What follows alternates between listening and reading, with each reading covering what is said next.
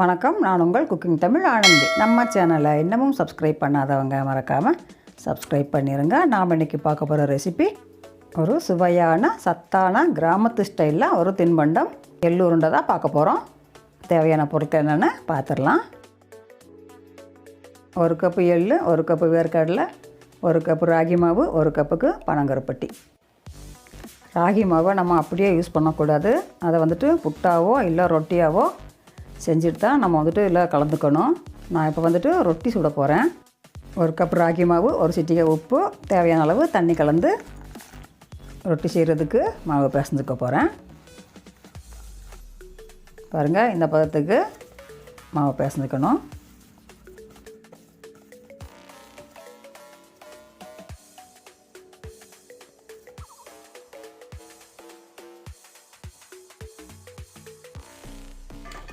ஒரு தோசை சட்டியை சூடாக்கி பிசைஞ்சு வச்ச மாவை ரொட்டியாக தட்டிக்கலாம். இதுக்கு எண்ணெய் எதுவும் தேவையில்லை.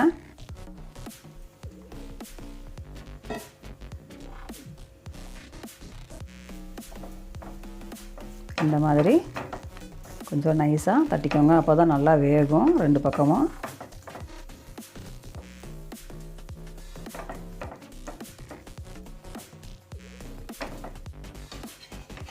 திருப்பி போட்டுக்கலாம். இந்த பக்கமும் வேகட்டும். சிம்லேயே வச்சு வேக வச்சுக்கலாம்.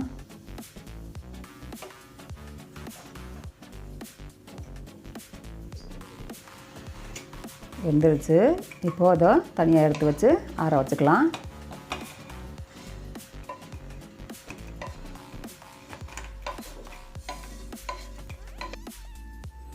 ஆற வச்சா ரொட்டியை குட்டி குட்டியாக கட் பண்ணி ஒரு மிக்ஸி ஜாரில் போட்டு நைஸாக அரைச்சிக்கலாம்.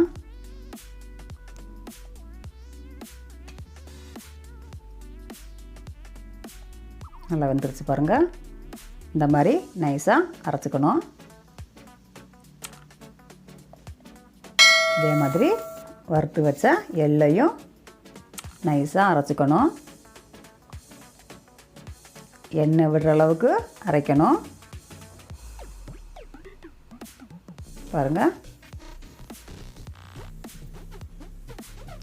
இதே மாதிரி வேர்க்கடலையும் எண்ணெய் விடுற அளவுக்கு நைஸாக அரைச்சிக்கணும்.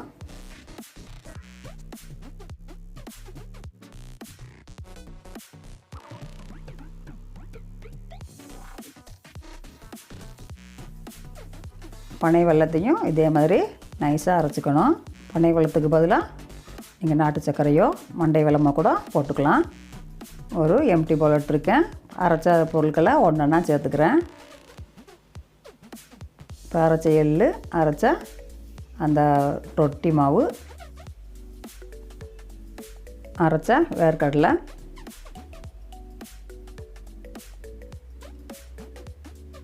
அரைச்ச பனை வெல்லம்,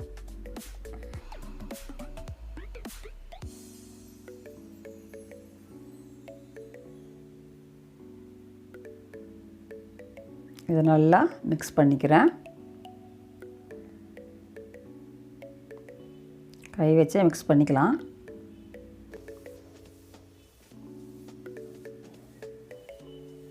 நாலு பொருட்களும் ஒன்றோட ஒன்று கலக்கிற அளவுக்கு மிக்ஸ் பண்ணிக்கிறேன். பாருங்கள், இந்த மாதிரி இந்த அளவுக்கு மாவு எடுத்து உருட்டிக்கிறேன். பாருங்கள், எண்ணெயாக இருக்குது. எள்ளு உருண்டை ரொம்ப சத்தான பொருள்.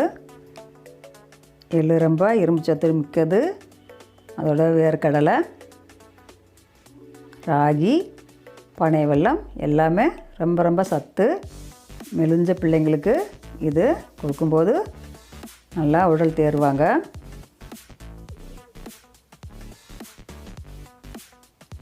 எள்ளு உருண்டை ரெடி ஆயிடுச்சு. நீங்களும் இது மாதிரி செய்து உங்கள் வீட்டில் உள்ளவங்களை அசத்துங்க. செய்து பார்த்து சாப்பிட்டு பார்த்துட்டு கமெண்ட் பண்ணுங்கள், லைக் பண்ணுங்கள், ஷேர் பண்ணுங்கள். நம்ம சேனலை சப்ஸ்கிரைப் பண்ணாதவங்க மறக்காமல் சப்ஸ்கிரைப் பண்ணிடுங்க. அதோட பெல் ஐக்கானையும் கிளிக் பண்ணிடுங்க. மீண்டும் ஒரு அருமையான ரெசிபியுடன் உங்கள் குக்கிங் தமிழ் ஆனந்தி. நன்றி, வணக்கம்.